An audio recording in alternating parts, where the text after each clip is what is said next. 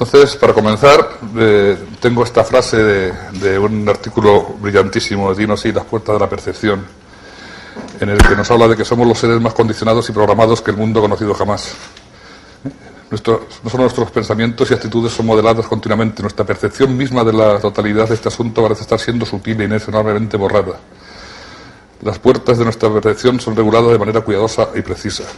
Si los llamados países avanzados son las sociedades más controladas y más manipuladas mentalmente que ha existido en toda la historia.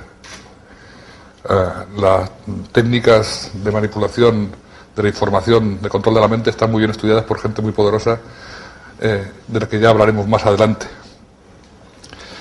Y uno de los ejemplos de esta manipulación es este caso, ¿no? El año pasado, recordarán que se celebró el año de Darwin, y fue una oleada de información en los medios de comunicación, en televisión, con mitificaciones del personaje, como esta, que es un caso típico.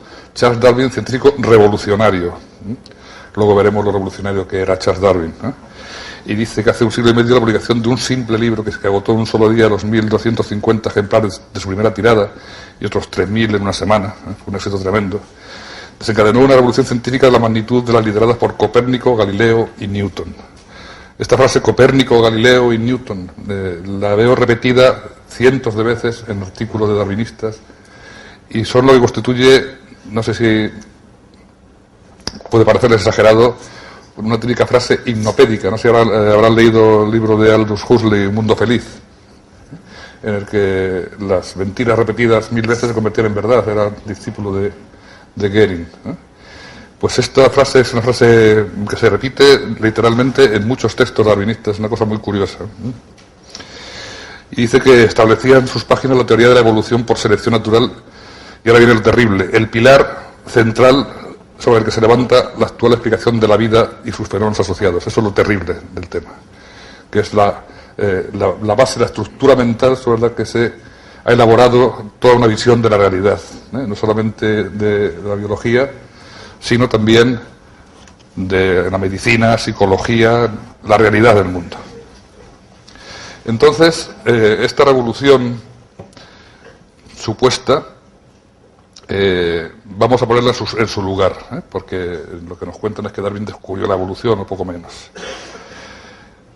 En el continente, esta es la historia de Darwin es una historia anglosajona, inglesa, pero también existe el continente, lo que ellos llaman el continente. En el continente la evolución lleva estudiándose científicamente por científicos 100 años antes de Darwin. Desde Buffon con la historia natural hasta fundamentalmente Lamarck con filosofía zoológica, que filosofía era el nombre que daban a la teoría en aquella época, en la que hace unas aportaciones magníficas a la comprensión de la evolución y de la vida. Habría mucho que hablar de esto. Me temo que no dispongo de demasiado tiempo, tengo cosas que decir importantes al final y tendré que ir un poco deprisa, pero merecería mucho la pena hablar de las aportaciones de Lamarck. Dejémoslo de momento. En lo que nos interesa a nosotros es en las interacciones entre la influencia del ambiente en los organismos, en que los organismos realmente estaban en permanente comunicación y que la evolución era una respuesta de los organismos al ambiente. Hay muchas más cosas interesantes que decía, pero vamos a seguir de largo. Godefroy Saint-Hilaire hablaba de la evolución y comprendía perfectamente que la evolución tiene que ser cambios de organización en las organizaciones corporales, y que esos cambios de organización solamente pueden producirse por cambios en el proceso embrionario. Y experimentaba con embriones de pollo sometiéndose a distintas situaciones y para ver las teratologías que se producían, las deformidades. Tenían muy claro el tema. Frédéric Gérard, en la teoría de la evolución de las formas orgánicas, 1841-49, teoría de la evolución de las formas orgánicas, en el cual, en sus estudios, distinguía una cosa que los darwinistas tienen muy confuso, que es la microevolución, que es variabilidad, de la macroevolución, que es evolución, cambio de organización. Ya se distinguía entonces.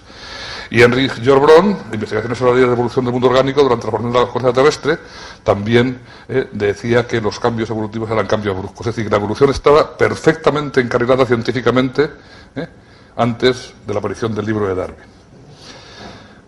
¿Cuál fue el origen, el motivo del éxito del libro de Darwin? Situémoslo en su momento histórico.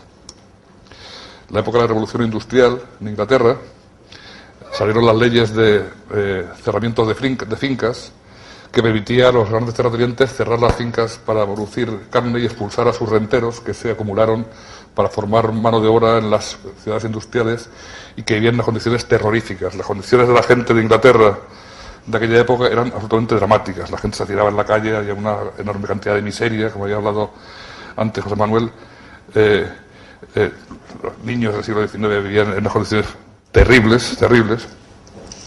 Y en ese contexto, la explotación era terrorífica, ¿no? Los niños trabajaban jornadas de 12 y de 14 horas, desde edades desde 8 y 9 años, y alcanzaban deformidades que permitían saber en qué máquinas trabajaban. Era una explotación de una forma absolutamente brutal. En ese contexto cultural sale el libro de Charles Darwin. Como todos sabemos, era teólogo, subgraduado en teología, y un aficionado a la naturaleza, que el título era pues tan significativo como este: sobre el origen de las especies por medio de la selección natural o la preservación de las razas favorecidas en la lucha por la vida. El contenido científico del libro es muy interesante. Yo les recomiendo, por favor, que se lo compren y se lo lean, porque es muy curioso que mis amigos, mis colegas más fervientemente darwinistas no han leído jamás a Darwin, han leído lo que contaban sobre Darwin, historias sobre Darwin, de los libros anglosajones, en los que cuentan unas fantasías realmente sorprendentes. Pero si lees el libro de Darwin te das cuenta de su nivel científico y comienza con esto, ¿no? Al principio de mis observaciones me parecía probable que un cuidadoso estudio de los animales domésticos y las plantas cultivadas ofrecería la mejor probabilidad de aclarar este oscuro problema, y no anduve equivocado. También la forma de escribir un poquito así, digamos, espesita. En este y en todos los demás casos de perplejidad he encontrado invariablemente que nuestro conocimiento, por imperfecto que sea, de la variación por medio de la domesticidad, daba el mejor y más seguro norte. Yo osaría expresar mi convicción del alto valor de estos estudios, aunque hayan sido muy comúnmente descuidados por los naturalistas, los científicos.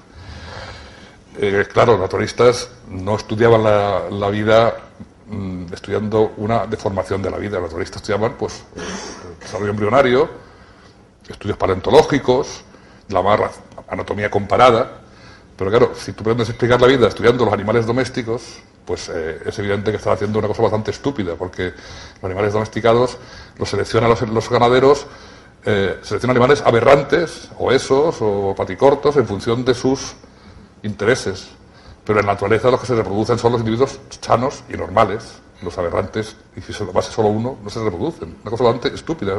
Es sorprendente cómo han conseguido afianzar esta concepción, que luego en las primeras 40 páginas del libro sigue hablando de los animales domésticos y de las orejas de las cabras que se caen porque se asustan menos, y de los lubres se hacen más grandes porque las ordeñan más. Una cosa demencial.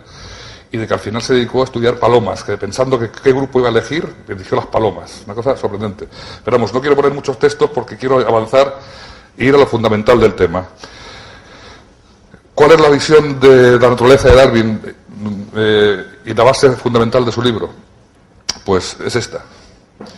De aquí que, como se producen más individuos de lo que es posible que sobrevivan, tiene que haber forzosamente en todos los casos una lucha por la existencia. Es la doctrina de Malthus aplicada con multiplicada fuerza al conjunto de los reinos animal y vegetal, porque en este caso no hay aumento artificial de alimento y limitación prudente de matrimonios. Siempre hablaba de los matrimonios, una cosa muy curiosa. Es decir, que su teoría es la doctrina de Malthus, lo dice él, ¿eh? No es que sea una conclusión que yo he sacado o que alguien malévolo haya sacado, él lo dice, y de hecho en su autobiografía veremos lo que decía. Veamos lo que decía Malthus, un señor encantador. En el ensayo sobre el principio de la población, también era un pastor anglicano, como Darwin. Entonces, el hombre, es curioso que la base teórica de la biología sea las ideas de dos reverendos, digamos, un poquito así agrios, anglicanos. El hombre, si no puede lograr que los padres o parientes a quien le corresponde lo mantengan, y si la sociedad no quiere su trabajo, no tiene derecho alguno ni a la menor ración de alimentos. No tiene por qué estar donde está. En este espléndido banquete no le han puesto cubierto. La naturaleza le ordena que se vaya y no tardará en ejecutar su propia orden si ese hombre no logra la compasión de alguno de los invitados. Si estos se levantan y le dejan sitio, acudirán enseguida otros intrusos pidiendo el mismo favor, y se perturbará así el orden, la armonía de la fiesta, y la abundancia que antes reinaba se convertirá en escasez. un encanto de hombre, ¿no?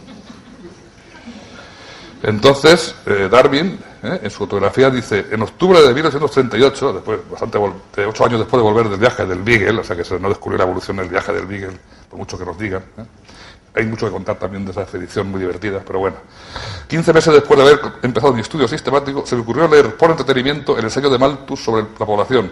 Y como estaba bien preparado para apreciar la lucha por la existencia que por doquier se deduce de los hábitos de animales y plantas, descubrí enseguida que bajo esas condiciones las variaciones favorables tendrían a preservarse, lógicamente, y las favorables a de ser destruidas. El resultado, no sé dónde lo saca, sería la formación de especies nuevas. Aquí había conseguido por fin una teoría sobre la que trabajar. Es decir, quiero decir, si con estos datos de Darwin no se asume que el darwinismo es el malthusianismo aplicado a la naturaleza, pues no sé qué más puedo hacer.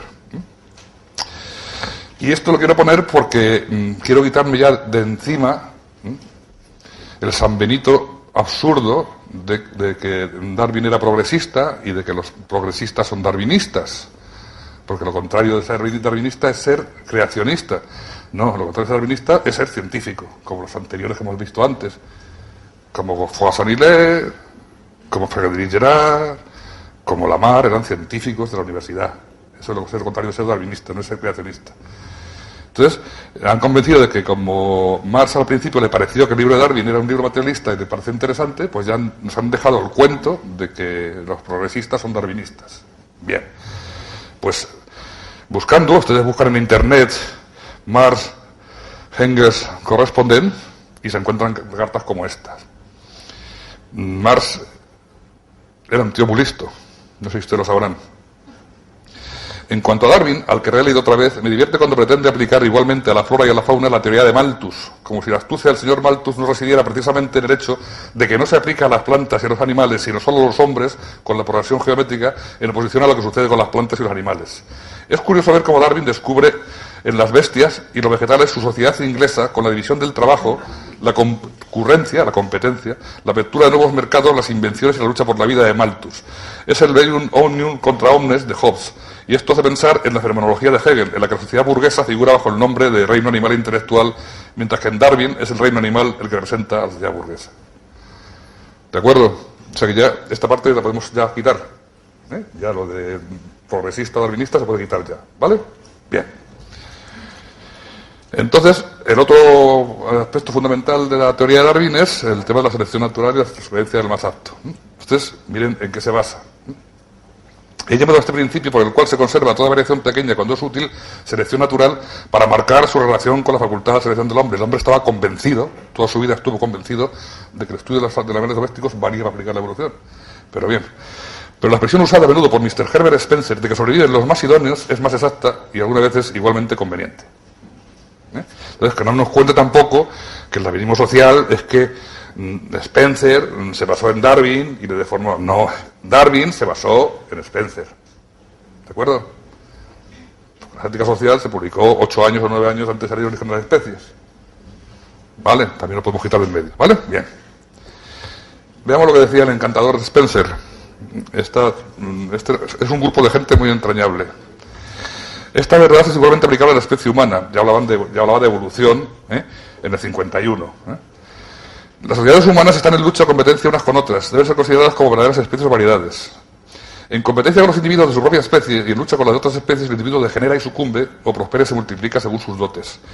Esto es, un régimen contrario, si pudiera mantenerse, sería con el tiempo funesto para la especie. Si los beneficios recibidos por cada individuo fuesen proporcionales a su inferioridad, se favorecería la propagación de los individuos inferiores y se entorpecería la de los mejor dotados. La especie degeneraría progresivamente y bien pronto desaparecería ante las especies que compiten y luchan contra ella. Eran señores convencidos de que ellos eran la culminación de la evolución, eran hombres superiores. Y esto es perder tiempo porque quiero avanzar, pero tengo que leerlo porque si no lo leo el reviento. Para que vean ustedes la calidad, la categoría humana de este tipo de gente, de los ideólogos de la biología actual y de la visión del mundo actual.